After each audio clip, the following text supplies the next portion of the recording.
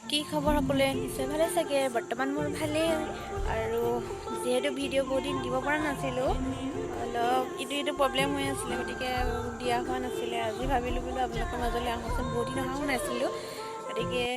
আপোনালোকক কি কৰিছোঁ বাৰীত বা কি নকৰিছোঁ মই দেখাই চাওঁ আপোনালোকে চাই যাব যদি চাই ভাল পায় তাই লাইক এটা কৰি দিব দেন শ্বেয়াৰ কৰিব ছাবস্ক্ৰাইব কৰিব বাকীখিনি এতিয়া মই দেখাই চাওঁ আপোনালোকে চাই